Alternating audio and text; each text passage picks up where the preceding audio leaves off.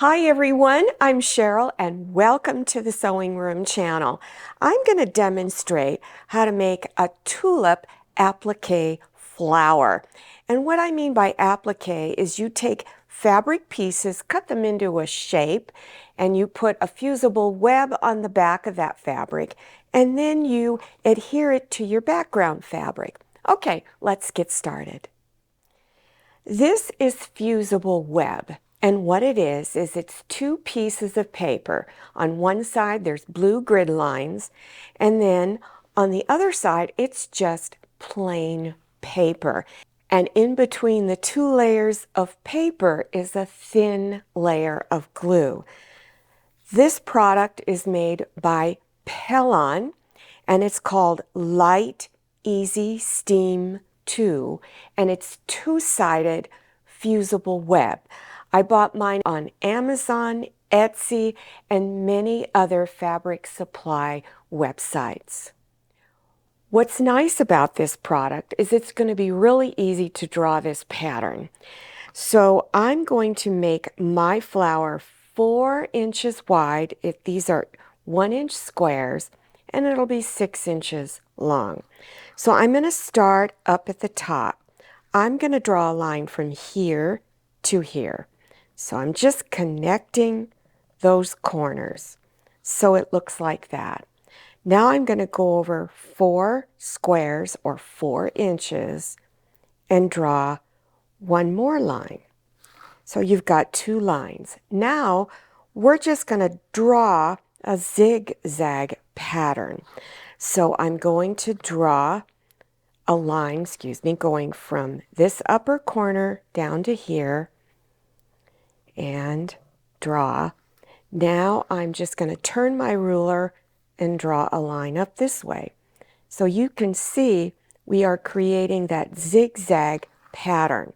And you just keep turning your ruler and drawing the lines, and then here is the last one, and draw. So you can see you have this little zigzag pattern.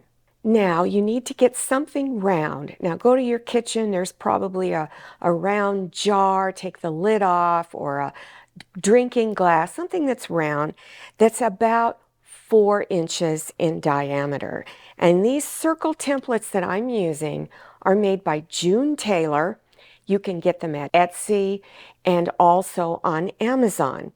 And all I'm going to do is go down 2 rows of squares, which is 2 inches, put this line here right below my zigzag. So place it on there, and then you're only going to trace around the lower half of the circle. So just go around like this. And there you have the top of your flower. Now I'm going to show you how to draw the stem and leaves. If you want to use 2 different fabrics on your flower, then you can draw this separately from the petals up here. So you do the same thing, same measurements, nothing's different. But if you want it all one color, then you're going to start drawing this right underneath here. So I'm going to show you how to draw it right next to the flower petals. So here's the center line. I'm going to go out 1/4 inch on each side of that line and draw 3-inch long lines. So you just follow the grid. So here's my 1/4 inch line on my ruler. I'm placing it right on top of this blue line. Once you get it lined up, then just draw a line there. Now I'm going to go on the other side of this blue line and then draw a line down. Whoops, I drew it a little crooked. Let me draw this again. There we go. Okay, so that's what your stem should look like. Now we're going to draw the petals on each side. So you want to go from this lower corner and go up 2 corners. So draw and connect it. It should look like that. Now go up to this line here and connect it from this point to this corner. And now just close it off up at the top. Then you're going to repeat the same thing on the other side. And the last step is to just draw a line at the bottom of the stem, closing it off. After you've drawn your design, then you're going to take scissors and you're going to go out about 1/4 of an inch away from your drawn lines all the way around. Now take your flower and turn it to where you're looking at the back side. It's just plain paper. There's no lines on it. Then take a straight pin and you're just going to score the paper. In other words, you're going to tear the paper on the back just a little bit. Then bend the fabric until a little corner of the paper sticks up. Then slowly lift it up. And while you're lifting it up, make sure that the glue is not coming up with it. So this is still sticky right here. So go ahead and remove all of this off. So this is the front of my fabric, or the pretty side. It's also called right side. You want to turn it over to where you're looking at the back of it. You'll notice that it's dull. Now you're going to take your flower applique fusible web and you're going to place it on the back side and then finger press it down real good. And then take scissors and you're going to cut right on your drawn lines all the way around. So after you've cut it out, it should look like this. Now you want to remove the paper here, the blue grid line. So you're going to take a straight pin again, score it, tearing the paper, bend it until a corner pops up, and then again remove the paper on top, making sure that the glue isn't coming up. Now right now it's tacky on the back of the fabric, so I'm just going to keep pulling it off. This is my background fabric. Now this is the back of it. I want to turn it over to where the pretty side is showing. What you want to do now is take your flower and just set it down. Don't finger press or do anything like that. And you can see I've got mine a little crooked. At this point, you can keep lifting it up and getting it centered where you want it. You can take a ruler and check it out to make sure it's even. And then once you have it the way you like it, then you would finger press all over it. So after you've got it all finger pressed on, then you want to go to your ironing board and you want to place a cloth over the top of it. And this is where we fuse it on. Now always follow your package instructions just in case you're using a different product. There's several companies out there that make this. And before I put my hot iron on it, I'm going to just dampen the fabric. I'm just using a spray bottle, or if you don't have a spray bottle, just take it over to your sink and dampen this a little bit. And this helps to adhere it.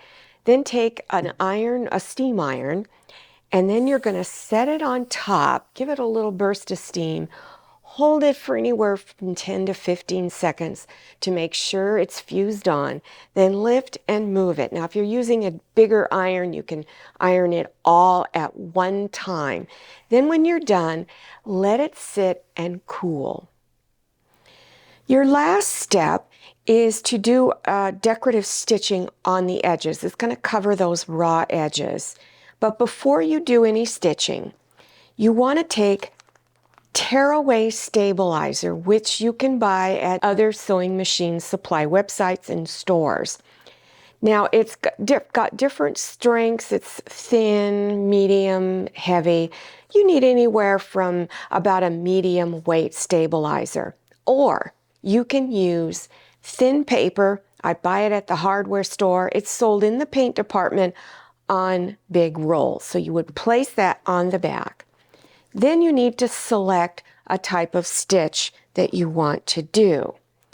Here are some decorative stitches that are on my sewing machine. You're probably going to have at least one or more of these. If you have an older machine, it's not a computerized machine. If it's a newer one, you'll have some of these. But if it's a real old machine, then select your zigzag stitch and shorten the length and adjust the width if necessary, or use one of these. So what I've used is the satin stitch. And I've set my length and width to this. So my length is 0.4 and my width is 3.0. And there's little buttons on the front of your machine where you can adjust those widths, or it's on your computer screen. Once you've selected your stitch, take some scrap fabric and test stitch it to make sure you like the way it looks and it's going to cover the edge the way you would like it done. Then I recommend you use an open toe presser foot. There's nothing in the way. You can see exactly where that needle is going to go down. On the center here is a little red line. You want to keep that red line over the edge of your fabric so that as you stitch, the needle is going back and forth. So when you come down to a corner, make sure your needle stays on the outside, which would be probably towards your right if this is facing you. And then you would lift your presser foot up, turn, lower the presser foot, and continue stitching. And you would keep doing that all the way around till you come back to where you started. Now turn it over to the back when you're done and just tear the stabilizer off. Now, you also need to tear it off on the inside here.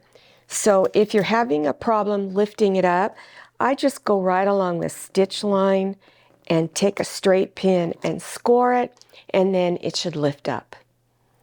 If you're going to be drawing a lot of these flowers, one of the suggestions that I have for you is to transfer your design onto cardstock, thin cardstock, so that you don't have to worry about drawing the lines for every little flower. You just place it on your fusible web sheet and draw around it. It goes much faster. These are really fun to make. One of the suggestions I have is, if you're not sure what you're going to do with it, is, of course, make them into pot holders. If you're going somewhere for the Easter season, you could take it as a hostess gift. This also makes great Mother's Day gifts. And you can also make it into a table runner. Put the flowers all the way along the table runner. Make them all different colors. Or if you want to make it into a quilt, you're not sure how to get started, I have some other tutorials down below that will introduce you to quilting. You'll learn how to do quilt as you go, how to put sashing in between your blocks and make your quilt look really interesting. Well, I hope you learned something new in this tutorial.